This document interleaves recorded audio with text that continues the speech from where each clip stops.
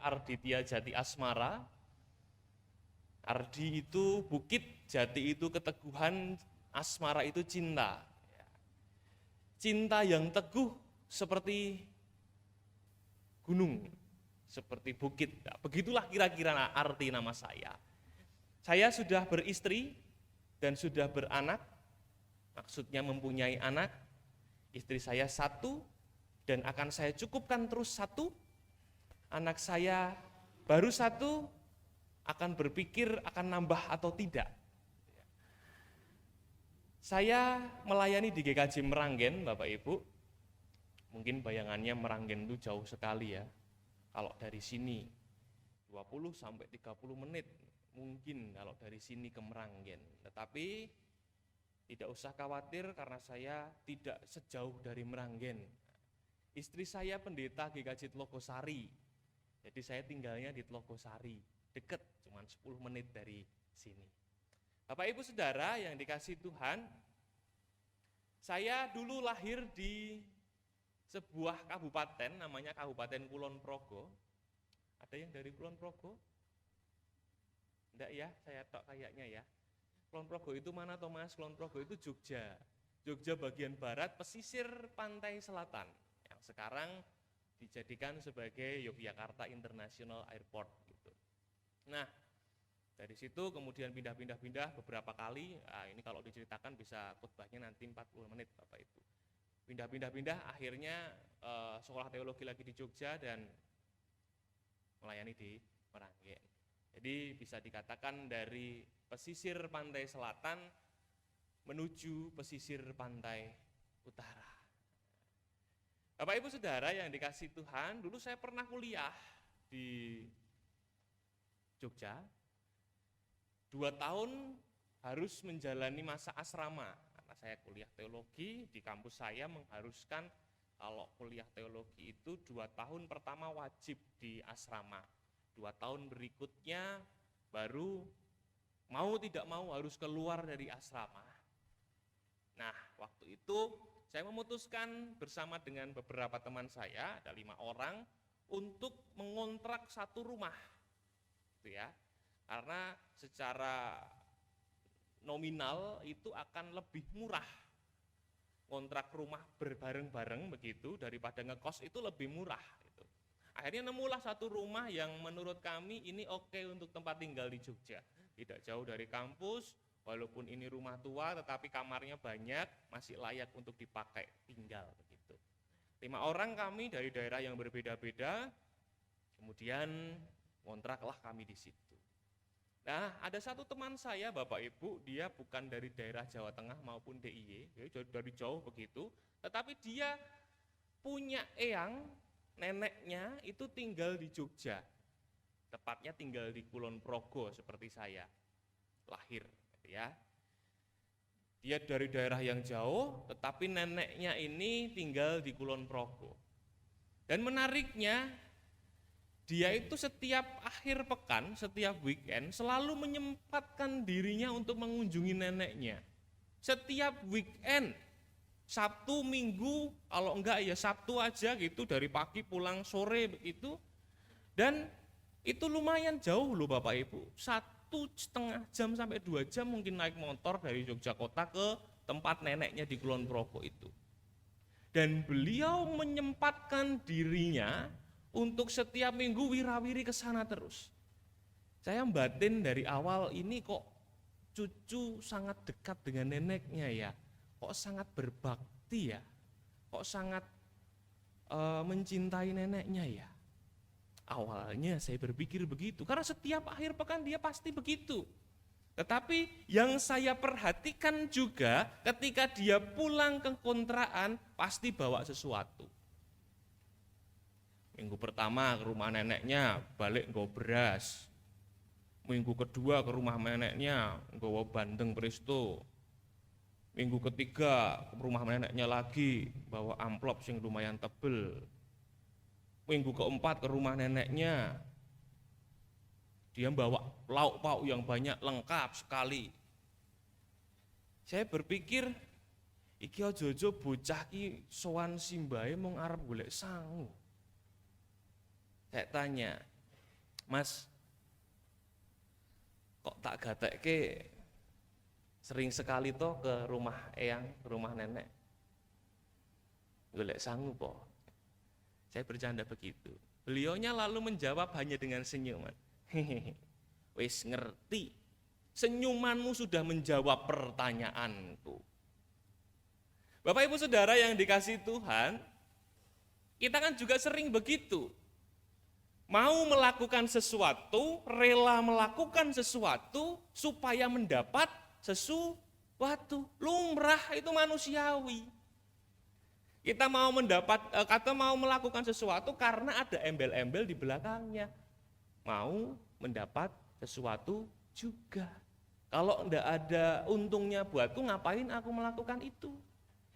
Kalau enggak ada untungnya buatku, ngapain aku harus banting tulang melakukan itu? Enggak maulah.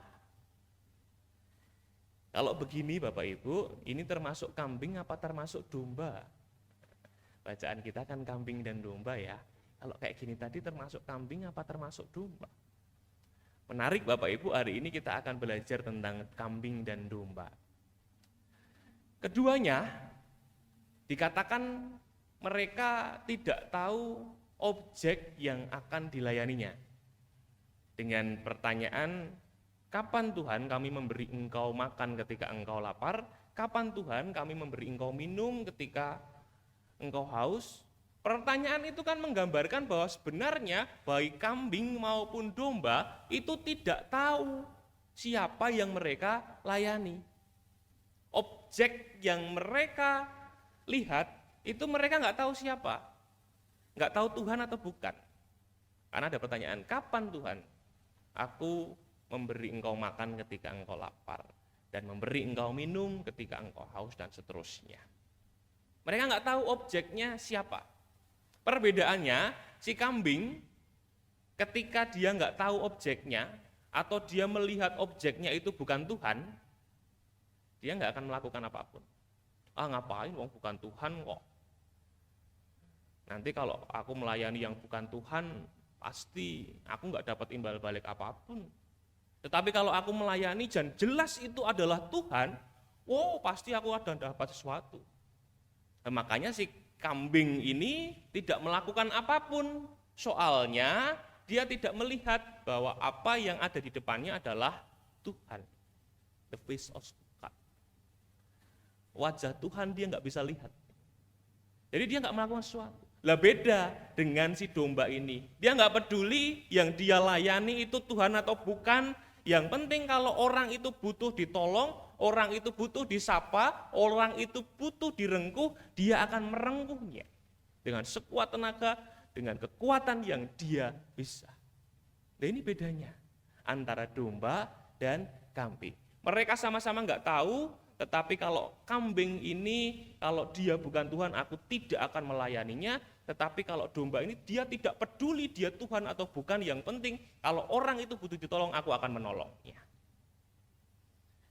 Bapak Ibu Saudara yang dikasihi Tuhan, plot twist-nya terjadi bahwa Tuhan hadir di dalam diri orang-orang yang termarginalkan. Tuhan hadir dalam diri orang-orang miskin. Tuhan hadir dalam diri orang-orang yang terpinggirkan, terdiskriminasi, yang membutuhkan, yang butuh ditolong, butuh dikasih dan lain sebagainya. Yang kambing bacot kecewa karena ternyata Tuhan menjelma jadi orang-orang miskin. Jadi aku nggak sempat nih melayani Tuhan. Yang domba kemudian ya Tuhan, berarti kemarin aku telah melayani Tuhan. Bapak Ibu Saudara yang dikasihi Tuhan, balik ke pertanyaan awal tadi. Teman saya ini termasuk domba apa termasuk kambing ya?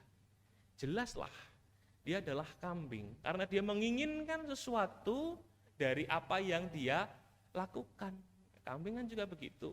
Kalau dia Tuhan, aku akan melakukan sesuatu kepadanya dan pasti Tuhan akan memberikan sesuatu yang lebih besar kepadaku. Padahal itu dua hal yang sangat berbeda. Yang satu melakukannya dengan tulus, tidak memandang siapa itu.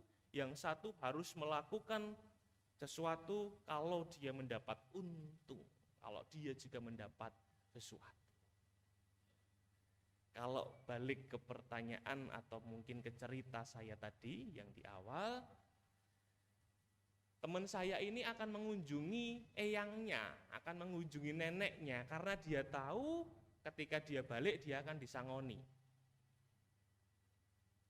Padahal ada banyak eyang-eyang di Jogja yang butuh disapa, yang butuh ditolong. Tetapi kenapa dia nggak menolong? Lah bukan eyangnya kok. Nggak mungkin disangoni toh ya. Dia mengunjungi eyang-eyang yang lain begitu, yang dia nggak kenal begitu. Pulang ya nggak dapat apa-apa, wah bukan eyangnya. Makanya kan dia nggak mau. Dia maunya mengunjungi eyangnya. Nah ini kambing. Lah kalau domba nggak peduli itu eyang siapa. Kalau eyang itu butuh dijenguk, butuh disapa, butuh ditemani, dia akan temani dia.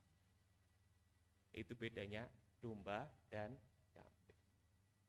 Bapak Ibu Saudara yang dikasih Tuhan, ada seorang santa dari tradisi spiritual Katolik yang bagi saya menarik.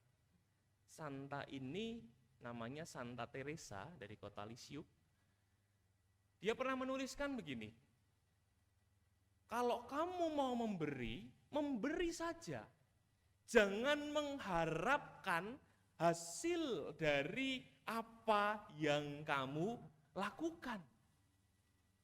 Kalau kamu mau memberi, ya memberi saja. Tanpa mengharapkan hasil dari apa yang kamu lakukan. Ya sudah, jangan dieleng-eleng. Pemberian kita jangan dicatat sebagai kebaikan. Wah, aku wis tau ngenehi kae. Wah, aku mbiyen wis tau ngenehi bapak kae. Tak catat iki. Jangan-jangan kalau kita selalu mencatat kebaikan, sebenarnya kebaikan yang kita lakukan tidak tulus. Justru sebaliknya, kalau kita lupa kita pernah berbuat baik pada siapa dan berbuat baik apa, jangan-jangan kita sudah tulus banget nih berbuat baik. Gitu ya. Jadi Bapak Ibu Saudara yang dikasih Tuhan, domba ini adalah perumpamaan tentang orang-orang yang tulus dan orang-orang yang peka pada sekitarnya. Dia tulus mencintai, dia tahu mana yang dibutuhkan, mana yang membutuhkan dia, membutuhkan pertolongan, mana yang membutuhkan makan, mana yang haus, dia tahu semuanya dan dia lakukan itu dengan tulus hati. Tidak ada embel-embel apapun, aku mau menolong dia supaya Tuhan mengembalikan berlipat-lipat ganda berkat untukku. Ini, Bapak Ibu percaya enggak kira-kira cinta itu butuh pengorbanan atau tidak? Piye Mas, Mbak? Ayo, cinta itu butuh pengorbanan enggak? Hah? Yang dong. Butuh enggak kira-kira? Butuh. Ada satu ungkapan yang menarik yang pernah dilontarkan oleh seorang budayawan namanya Sujiwo Tejo ketika saya kuliah. Dia mengatakan bahwa cinta tidak butuh pengorbanan. Cinta tidak butuh pengorbanan. Karena kalau kamu menganggap sesuatu yang kamu lakukan sebagai sebuah pengorbanan, jangan-jangan kamu enggak cinta. Kalau kamu melakukan sesuatu dan kamu menganggapnya sebagai sebuah ini pengorbanan cintaku, jangan-jangan kamu enggak cinta beneran. Karena kamu masih melakukannya sebagai sebuah pengorbanan. Kalau kamu cinta benar, kamu akan melakukannya dengan sepenuh hati, kamu akan melakukannya dengan sukacita. Dan tidak pernah menganggap apa yang kamu lakukan itu sebagai sebuah pengorbanan. Jadi Mbak, sok nek kowe ndek pacar, apa nek saiki ndek pacar, pacarmu ngomong, aku berkorban untukmu, berarti rak sayang tenan. Karena cinta tidak butuh pengorbanan. Karena cinta itu dilakukan dengan sukacita. Misalkan seorang pasang kekasih cowok dan cewek begitu, si cowoknya mau menjemput ceweknya dengan kondisi yang hujan, badai, banjir, petir, gledek, dan lain sebagainya, dia akan menembus itu semuanya. Dan tidak melihat bahwa saya telah berkorban untuk pacar saya. Udah. Karena saya melakukan ini karena cinta, maka saya melakukannya dengan sukacita. Bapak Ibu Saudara yang dikasihi Tuhan, pertanyaan terakhir untuk kita. Sebenarnya motivasi kita berbuat baik itu apa tuh? Apa sih? Motivasi kita berbuat baik itu apa kira-kira? Apakah supaya mendapat berkat dari Tuhan? Oh iyalah, aku tak berbuat baik, aku tak melayani Tuhan, supaya Tuhan kembalikan berlipat-lipat ganda. Tuhan, Adit pagi ini udah khotbah di GKJ Semarang Timur, nanti siang Adit mau makan enak ya Tuhan, tolong berikan ya Tuhan. Itu kalau begitu kita sedang melakukan transaksi dengan Tuhan. Berani-beraninya kita melakukan transaksi dengan Tuhan. Tuhan, aku pokoknya sudah berbuat baik hari ini, besok aku harus dapat berkat Tuhan loh ya. Itu kan nantangi Gusti. Kita menantang Tuhan supaya Tuhan memberikan berkat kepada kita dari apa yang telah kita lakukan.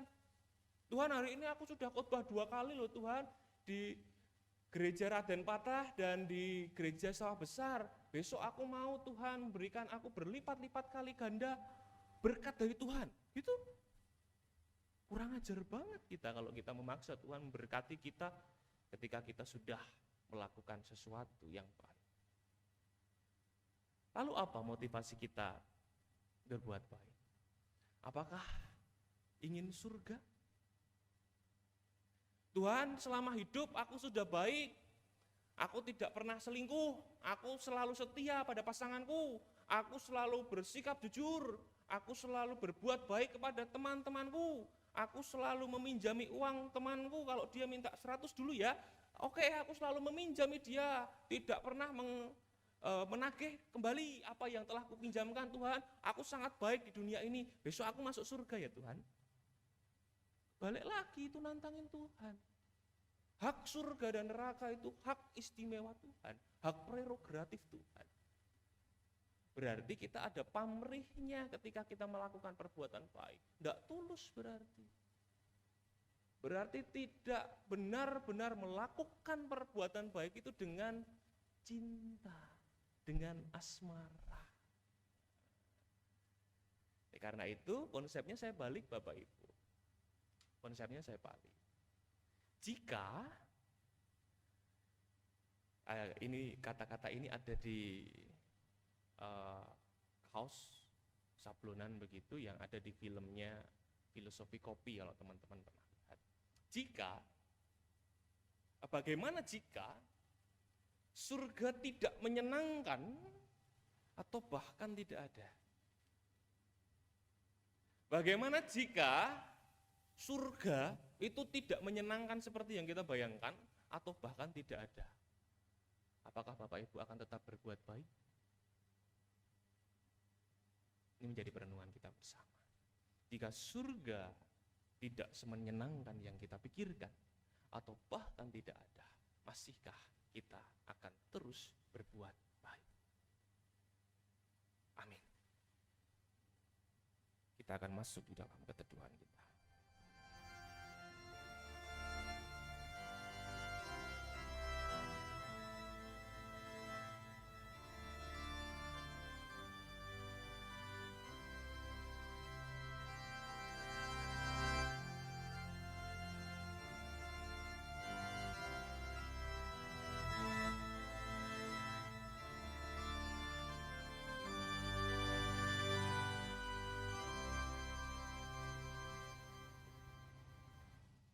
Jemaat dimohon untuk berdiri.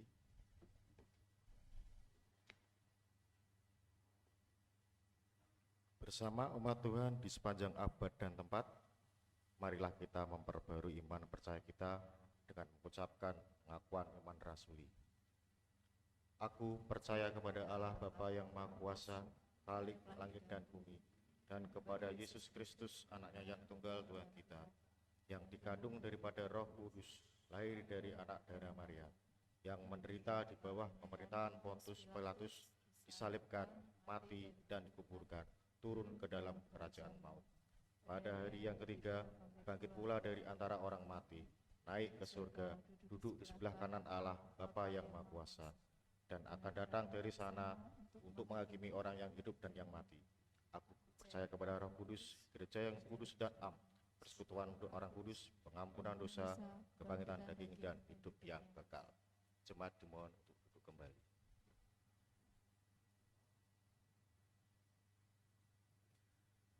Bapak Ibu Saudara yang dikasihi Tuhan, marilah bersama kita menaikkan segala permohonan kita di dalam doa syafaat. Marilah kita berdoa. Pagi hari ini Tuhan, kami bersyukur Engkau bersama-sama dengan kami. Kami bersyukur Engkau terus menyertai dan memelihara hidup kami di setiap hari-hari yang kami lewati. Engkau memberi kami makan, minum, Engkau juga memberi kami segala sesuatu yang kami butuhkan. Dan pagi ini kami beribadah bersama sebagai ungkapan syukur kami atas setiap berkat yang Engkau berikan di dalam hidup kami. Tuhan, kami mohon berkat-Mu terus turun atas kami di dalam hidup kami. Apa yang kami butuhkan, kiranya Tuhan hadir dan memberikan. Apapun yang kami angankan, kiranya Tuhan juga mewujudkan harapan-harapan, angan-angan kami. Namun, bila apa yang kami rencanakan dalam hidup kami bukanlah yang menjadi maksud Tuhan, mampukan kami dengan bijaksana mengerti dan melihat bahwa karya Tuhan, bahwa rencana Tuhan jauh lebih baik daripada apa yang kami bayangkan. Tuhan, pada kesempatan pagi hari ini, jikalau kami datang ke gereja ini dengan membawa seluruh permasalahan hidup kami, permasalahan dalam keluarga kami, permasalahan dalam ekonomi kami, dan lain sebagainya, kiranya Tuhan juga turut campur tangan di dalamnya. Biarlah karya Tuhan yang senantiasa hadir di dalam hidup kami. Terima kasih Tuhan. Dan kami juga berdoa untuk gereja di mana kami tinggal, bertumbuh bersama, berbuah bersama di GKJ Semarang Timur ini. Kiranya Tuhan memberkati untuk pembangunan pepantan sawah besar. Kiranya segala hal yang dibutuhkan Tuhan cukupkan. Dan Tuhan juga mampukan setiap proses pembangunan pepantan sawah besar supaya boleh menjadi gereja yang nyaman, menjadi gereja yang senantiasa memiliki suasana rumah di mana kami ingin terus kembali menghadap tahta kehadirat-Mu di gereja kami. Terima kasih Tuhan. Pada kesempatan pagi hari ini pula kami teringat akan saudara-saudara kami yang sedang sakit, baik saudara-saudara kami yang dirawat di rumah maupun saudara-saudara kami yang harus dirawat di rumah sakit. Kami berdoa untuk saudara kami, anak Alena Yofi, Ibu Heni Krisnawati, Ibu Sutinem, Bapak Petrus Suyoto, Ibu Jarni Nursam, Bapak Sriyatno, Bapak Tukiono, dan saudara-saudara yang lainnya yang tidak bisa kami sebutkan satu persatu. Kiranya Tuhan hadir, Tuhan yang bersamai saudara-saudara kami ini, Tuhan yang menyembuhkan dan juga menguatkan. Tuhan juga yang akan senantiasa memberikan berkat untuk keluarga yang dengan setia mendampingi. Kiranya boleh dikuatkan oleh Tuhan dalam mendampingi saudara-saudara kami yang sakit ini. Terima kasih Tuhan, kami serahkan saudara-saudara kami yang sakit ini dalam tangan kuasa-Mu. Kami juga menyerahkan seluruh program gereja kami, baik itu program kemajelisan, program kategorial, dan mungkin juga program diakonia ataupun yang lainnya. Semuanya Tuhan berkati dan Tuhan pakai sebagai sarana pemeliharaan iman maupun sarana kesaksian kami untuk orang-orang yang ada di sekitar kami. Oleh karena itu berkatilah juga para pelayan-Mu di gereja ini, Biarlah gereja ini boleh senantiasa baik dan bertumbuh, berbuah, menghasilkan buah yang manis. Berkati Tuhan Bapak Pendeta Emeritus Nomo Lasterianto dan keluarga, juga berkati Bapak Pendeta Timotius Tianto dan juga keluarga, serta para majelis gereja, penatua dan diaken, juga saudara-saudara kami yang terlibat di dalam pengurusan komisi, di dalam tim kerja, di dalam kepanitiaan, semuanya Tuhan berkati, Tuhan pakai sebagai sarana memperlebar kerajaan Tuhan di dunia ini. Kami juga berdoa bila mana hari Minggu esok kami akan menghayati masa Advent Natal dalam 1 bulan ke depan. Kiranya boleh menjadi masa kami menghayati hari kelahiran-Mu di dunia dan juga menantikan hari kedatangan-Mu yang kedua kalinya. Terima kasih Tuhan, terima kasih, mampukan setiap kami. Berilah kami hati untuk melayani, bukan hati yang hanya mau untuk dilayani saja. Terima kasih Tuhan, kami juga berdoa untuk bangsa dan negara kami. Kiranya Tuhan yang akan senantiasa memberikan kedamaian bagi bangsa dan negara kami. Biarlah bangsa dan negara kami boleh senantiasa dalam lindungan Tuhan, semakin menjadi berkat bagi bangsa-bangsa lain, dan juga boleh menjadi berkat pula bagi seluruh warga masyarakatnya. Secara khusus di tengah tahun politik yang akan kami songsong bersama ini, Tuhan hadirlah, pakai kami untuk menjadi kedamaian dimanapun kami berada, sehingga situasi di dalam tahun politik ini boleh aman, boleh terkendali, boleh damai. Terima kasih Tuhan, terima kasih, kami serahkan seluruh hidup kami dalam tangan kuasa-Mu. Dan kami mohon ampun bila terselip dosa dan kesalahan di dalam kami berdoa pada pagi hari ini. Dan doa kami akan bersama kami akhiri dengan doa yang telah Engkau ajarkan kepada kami, doa Bapa kami.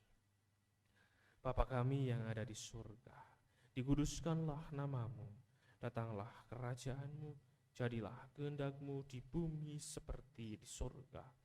Berikanlah kami pada hari ini makanan kami yang secukupnya, dan ampunilah kami akan kesalahan kami, seperti kami juga mengampuni orang yang bersalah kepada kami.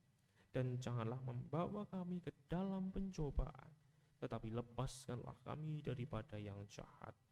Karena Engkau-lah yang mempunyai kerajaan dan kuasa dan kemuliaan sampai selama-lamanya. Amin.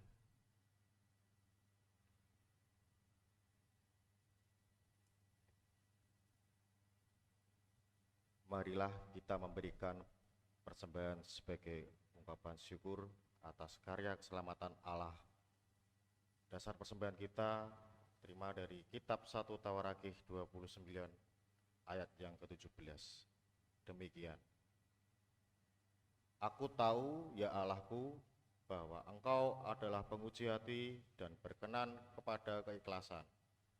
Maka aku pun mempersembahkan semuanya itu dengan sukarela dan tulus ikhlas. Dan sekarang umat-Mu yang hadir di sini telah kulihat memberikan persembahan sukarela kepadamu dengan sukacita. Untuk mengiringi persembahan pada pagi hari ini, marilah kita menyanyikan lagu Kidung Jemaat 367 bait yang ke-1 dan yang 6. Padamu Tuhan dan Allahku.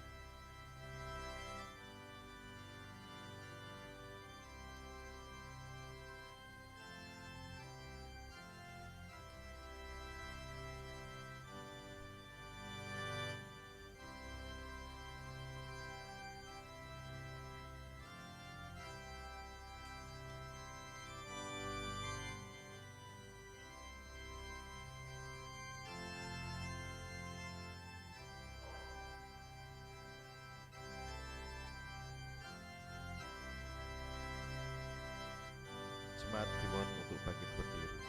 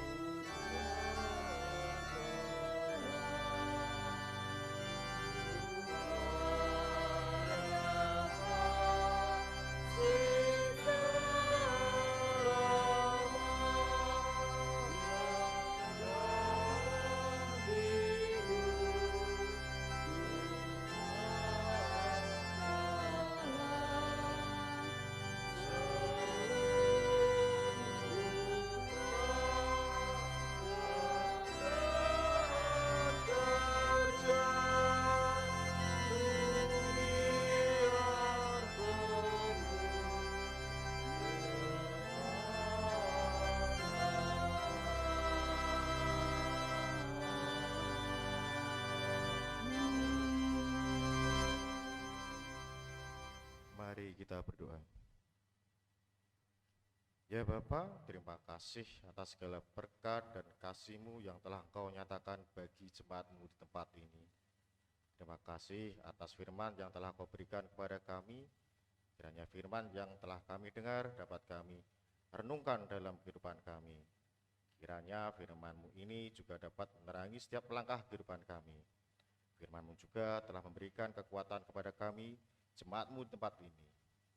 Bapak, tak lupa kami juga berdoa bagi persembahan yang baru kami berikan demi kemuliaan dan hormat nama-Mu. Kiranya persembahan yang telah kami berikan ini dapat menyenangkan hati-Mu dan dapat menjadi persembahan yang harum bagi hormat dan kemuliaan nama-Mu. Berkati jemaat-Mu di tempat ini yang telah memberikan apa yang mereka punya bagi hormat dan kemuliaan nama-Mu. Kiranya Engkau melimpahkan berkat-Mu atas jemaat di tempat ini. Ya Bapak, berkati persembahan ini, kiranya persembahan ini dapat kami pakai untuk menyatakan kuasa-Mu di tempat ini. Kiranya persembahan yang telah kami berikan juga dapat menjadi alat untuk memperluas kerajaan-Mu. Bapak, sebentar lagi kami akan mengakhiri ibadah pagi ini dan akan undur di tempat ini. Tuntun dan sertai kami dalam perjalanan ke tempat kami masing-masing, agar kami selamat dan tidak kekurangan sesuatu apapun. Dan bagi kami yang akan melanjutkan kegiatan pada hari ini, berikanlah kami sukacita dan damai dalam melaksanakannya. Terima kasih Tuhan, terima kasih. Dalam nama Tuhan Yesus kami telah berdoa dan ucap syukur. Amin.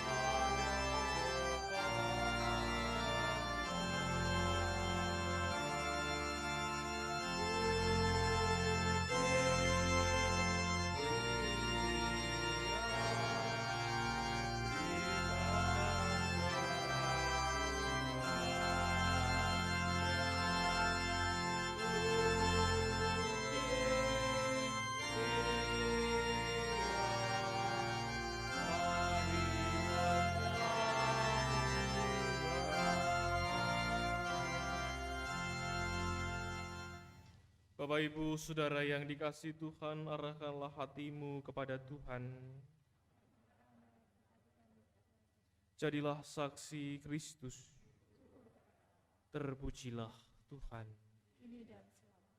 Kini terimalah berkat dari Tuhan. Tuhan memberkati engkau dan melindungi engkau. Tuhan menyinari engkau dengan wajah-Nya dan memberi engkau kasih karunia. Tuhan menghadapkan wajah-Nya kepadamu dan memberi engkau damai sejahtera. Amin.